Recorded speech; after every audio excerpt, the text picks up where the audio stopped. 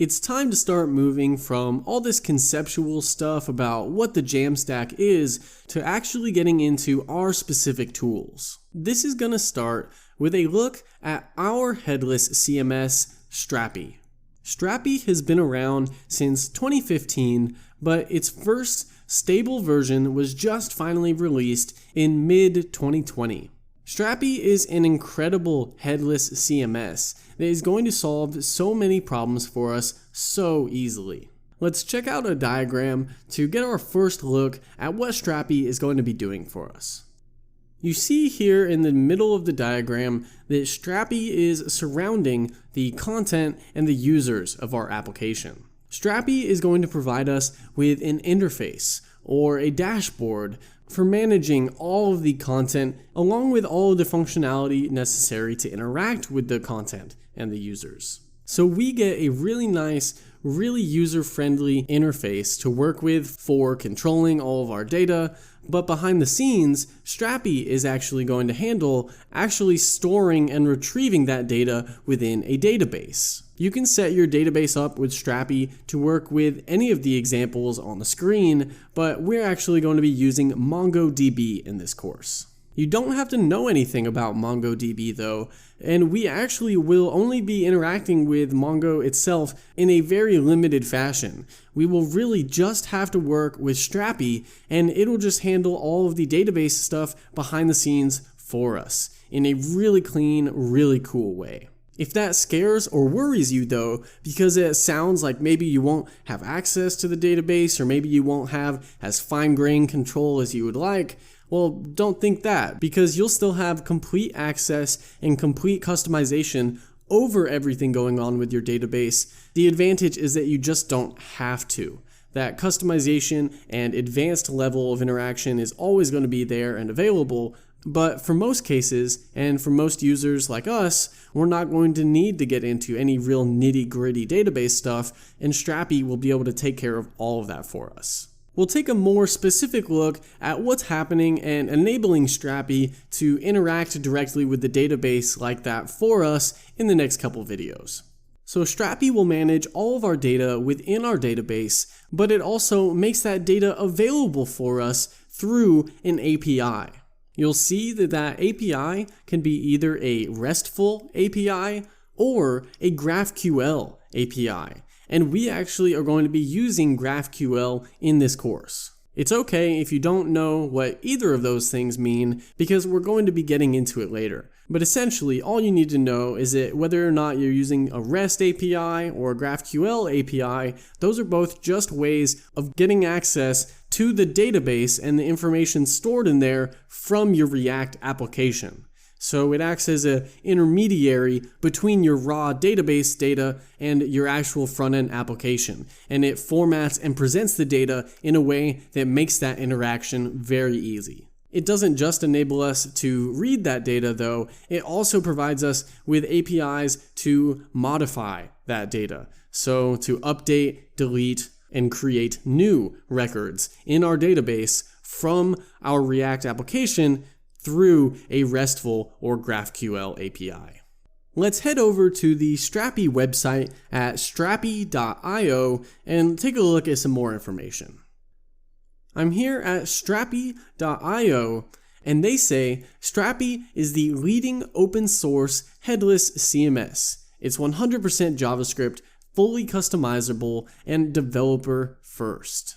That really is a great definition of what Strapi is and includes all of my favorite parts about it. You may have heard of a content management system called Contentful, and that is similar to Strapi, except Strapi is completely open source and free. So in my opinion, that's always going to be way better and way cooler. This means that you can go onto GitHub and see all of the code for every little part of what is going on in Strapi. And this really will help you to diagnose things if things go wrong, but also to just get a really solid understanding of everything that is possible and everything that is done before and some of their patterns for doing things as you go for building out features in your own applications. I also think it's great that it's 100% JavaScript. Like I've said before, one of the advantages of the Jamstack is that you are completely just working with JavaScript, and so everything that you know is always going to transfer and is always going to be sharpening that same JavaScript skill. So Strapi is going to be no different, and the JavaScript expertise that you cultivate throughout all your projects is going to help you understand what's going on in Strapi as well. If we start to scroll down here, you'll see first that Strapi is already being used by some pretty big names, IBM, Walmart, and NASA, the biggest of the few. Here are the top features. Just like we had mentioned before, Strapi is completely open source, so the entire code base is on GitHub, making it really easy to understand all the different pieces. It's also completely customizable. Since it's open source and JavaScript, it'd be really easy for you to go in and change things to your liking or add new features or new parts of it, which there is a community around as well with the custom plugins, but we'll talk about those later. Strapi uses a RESTful or GraphQL API, like we've mentioned, which allows you to consume the information from any client, whether it's a React application, Vue application, Angular, a native application, or anything. And finally, Strapi is self-hosted, so the Strapi server is self-contained, giving us complete control over all of our information and how we make it available. So we keep scrolling down. They have a really great website. I really love this example here that they give, so we'll just go through this quickly. And you can see here first that the step one for creating a project in Strapi is defining the structure of the content that you're going to be entering. So you can see here they've got different fields, and you select from these fields all the different pieces of information for your data structure. Okay, and we'll get into all of this in the next couple of videos, so we're just going to go through it quickly here. And here you can see that then after you define the structure of your content, then you need to go in and actually create your content.